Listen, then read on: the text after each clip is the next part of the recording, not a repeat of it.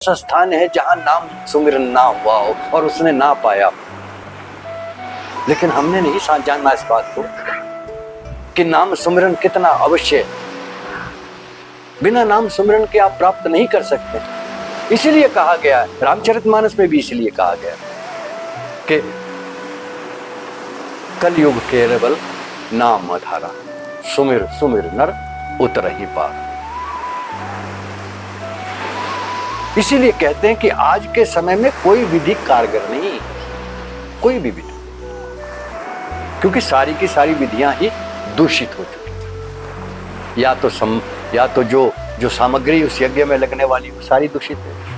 प्राकृतिक तो कोई चीज आपके पास उपस्थित नहीं।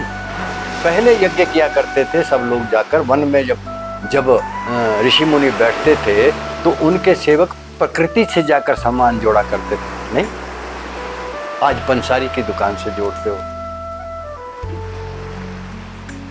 वहां जाकर भी प्रकृति में भी जो संविधा या जो भी यज्ञ की सामग्री जुड़ेगी उससे प्रकृति से प्रार्थना करके उसे तोड़ा जाता था कि मैं अमुक उसके लिए यज्ञ कर रहा हूं, हे मां मुझ पर कृपा कर, मैं तेरा एक अंश ले रहा हूं और उसको मैं समर्पित करूंगा।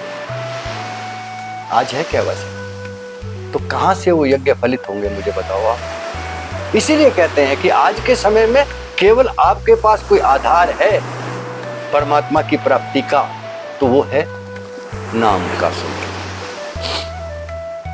और विचार करना, जब कभी इस नाम के सुमिरन का मूल्य पड़ेगा ना, तो आप लोगों को आश्चर्य होगा।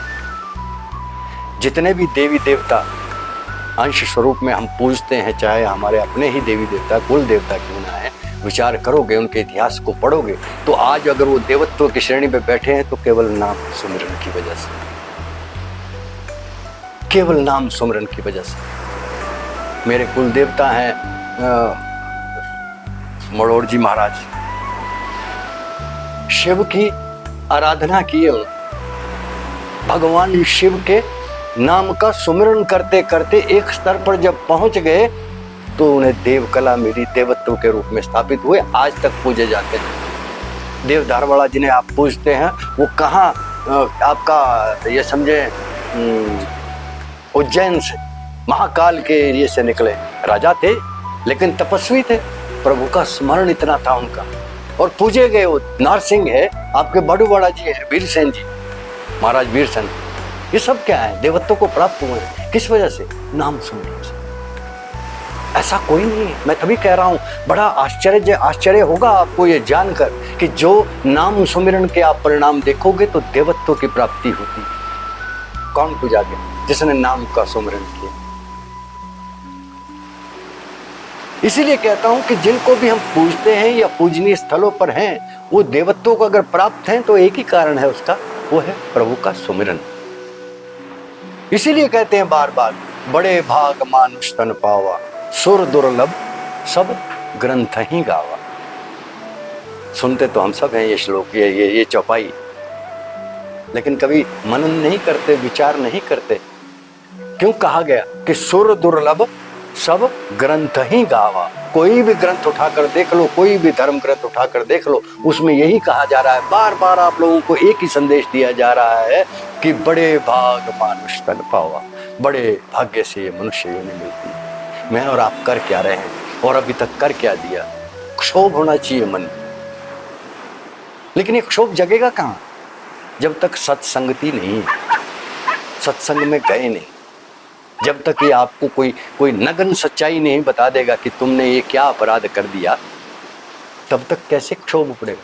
नहीं उभर सकता, महत्व ही पता नहीं लगे। देखो, किसी व्यक्ति को भोजन का महत्व कब पता लगता है? जिस घड़ी उसके घर में भूखमरी आती है, तब तक नहीं।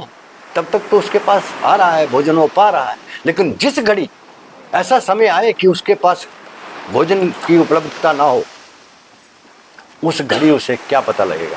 तब पता लगेगा कि भोजन का मूल्य क्या हो। हमारे साथ ये बार बार घटता रहा है, युगों युगों से घटता रहा है। ये बड़ी कृपा है प्रभु की और आपके गुरुजनों की कि उन्होंने आपको समय रहते पकड़ लिया है। और अभी भी अगर छूट गए तो जाने दूसरा अवसर मिलेगा, मिलेगा नहीं मिलेगा, नहीं मिलेगा, कब मिलेगा।